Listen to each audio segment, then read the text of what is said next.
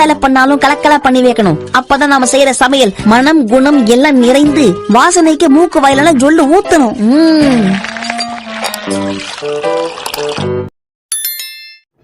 Hi friends, அஸ்ஸலாமு அலைக்கும். Welcome to mahriba'skitchen. இன்றைக்கி நம்ம உருளைக்கிழங்கையும் மட்டனையும் வச்சு ஒரு சுவையான மட்டன் கிரேவி, அதுவும் என்னோடய ஸ்டைலில் எப்படி செய்கிறேன்னு தான் பார்க்க போகிறோம். இன்றைக்கி நான் வந்து குக்கரில் தான் செய்கிறேன். பாருங்க, குக்கரை ஸ்டவ்வில் வச்சு ஹீட் பண்ணிக்கிறேன். கொஞ்சமாக எண்ணெய் சேர்த்து சூடு பண்ணிக்கலாம். உங்களுக்கு எண்ணெய் எவ்வளோ எண்ணெய் தேவையோ அவ்வளோ எண்ணெய் ஊற்றிக்கோங்க.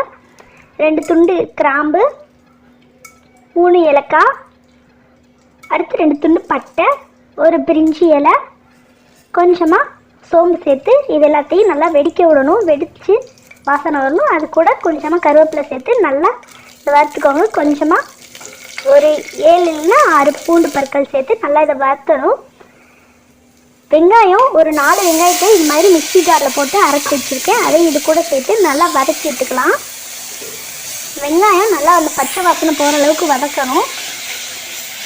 பாருங்கள், வெங்காயம் இந்தளவு வதங்கினது போதும். இப்போ இதில் அதே 4 இல்லைன்னா 3 மீடியம் சைஸ் தக்காளியை இதே மாதிரி மிக்சியில் அரைச்சி வச்சுருக்கேன். அதையும் இது கூட சேர்த்து வெங்காயமும் இது தக்காளியும் நல்லா அந்த பச்சை வாசனை போகிற அளவுக்கு நல்லா அதை வதக்கி விட்டுக்கலாம். இப்போது 1.5 ஸ்பூன் அளவுக்கு இஞ்சி பூண்டு பேஸ்ட்டு சேர்த்துக்கிறேன். இஞ்சி பூண்டு பேஸ்ட்டு சேர்த்ததுக்கப்புறம் இந்த எண்ணெய் பிரிஞ்சு வர அளவுக்கு நல்லா இதை நம்ம வதக்கி விடணும். அப்போ தான் நம்ம கிரேவி சூப்பராக டேஸ்ட்டாக வரும். இப்போது நம்மளோட வெங்காயம், தக்காளி, இஞ்சி பூண்டு பேஸ்ட் எல்லாமே நல்லா வதக்கிடுச்சு. இப்போது இதில் 1/4 ஸ்பூன் மஞ்சள் தூள், ஒரு 1/4 ஸ்பூன், 1/2 ஸ்பூன் இல்லைனா 1/4 ஸ்பூன் கரம் மசாலா தூள். நான் வந்து 1/4 ஸ்பூன் மட்டும் தான் இன்றைக்கி மிளகாய் தூள் சேர்க்குறேன். அண்ட் 1 டேபிள் ஸ்பூன் இல்லைனா 2 டேபிள் ஸ்பூன் தனியாத்தூள். அப்புறம் வீட்டில் நாங்கள் வழக்கம் போல் குழம்புக்கு யூஸ் பண்ணுற மல்லித்தூள், அது வந்து ஒரு 1.5 ஸ்பூன்லேருந்து 2 ஸ்பூன் அளவுக்கு சேர்த்துக்கோங்க, காரத்துக்கு தகுந்த மாதிரி. இந்த மாதிரி நல்லா மசாலாலாம் கலந்து வர மாதிரி கிண்டி விட்டுட்டு, இன்றைக்கி நான் 1/2 கிலோ மட்டனை உப்பு மஞ்சள்தூள் சேர்த்து கழுவி இது கூட சேர்த்துக்கிறேன். மட்டன் வாங்கும்போது எப்போதும் பார்த்து வாங்குங்க. இந்த மசாலா வந்து எல்லாமே இந்த மட்டனோட மிங்கிள் ஆகிற மாதிரி நல்லா கலந்து விட்டுறணும். பாருங்கள், இதே போல் நல்லா கலந்து விடுங்க. கலந்து விட்டுட்டு கொஞ்சமாக தண்ணி சேர்க்கணும். தண்ணி சேர்த்துட்டு பாருங்கள், இந்த அளவுக்கு வரணும். அளவுக்கு வந்ததும் நம்ம தண்ணி சேர்த்து இதை விசில் விட போகிறோம். ஆனால் நான் தக்காளி அடித்ததில் அதே பாத்திரத்தில் கொஞ்சமாக தண்ணி சேர்த்து இதில் ஊற்றிட்டு நல்லா ஒரு கிளறி விட்டுடலாம். இப்போது இது ஓரளவு கொதிக்கணும். கொதிச்சோன்னே இன்னும் கொஞ்சம் தண்ணி விட்டுட்டு 4லேருந்து 5 விசில் போல் விட்டு நம்ம எடுத்துக்கலாம். அப்போது அது வந்து மட்டனை பொறுத்து. இப்போ இந்த கிரேவிக்கு தேவையான அளவு உப்பு சேர்த்துக்கலாம். உப்பு சேர்த்து ஒரு கிளறிட்டு குக்கரை மூடி கொஞ்சம் விசில் வர வரைக்கும் வெயிட் பண்ணுவோம். இப்போது நமக்கு 4லேருந்து 5 விசில் வந்துருச்சு. இப்போ ஓப்பன் பண்ணி பார்க்கலாம். பாருங்கள், நம்ம ஊற்றுற தண்ணிலாம் எப்படி வந்து நல்லா வெளியில் வந்திருக்கு. அதுவும் இல்லாமல் மட்டன் இருக்க தண்ணியும் வெளியில் வந்திருக்கும். இப்போ மட்டன் வந்து ஓரளவு நல்லாவே வெந்துருச்சு. இப்போ நம்ம அடுத்து வந்து உருளைக்கிழங்கு சேர்த்துக்கலாம்.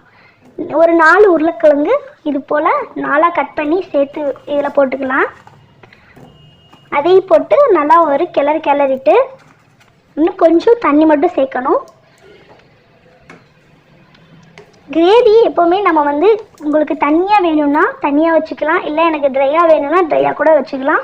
இன்றைக்கி நான் வந்து ஓரளவு கிரேவி பக்கத்தில் தான் செய்கிறேன். இப்போ உருளைக்கிழங்கு போட்டிருக்கோம் இல்லையா, அதுக்காக கொஞ்சமாக தண்ணி சேர்த்து இப்போ இதை மூடி வச்சு 2 விசில் விட்டால் போதும். உருளைக்கிழங்கு வேகிறதுக்கு 2 விசிலே போதுமானது.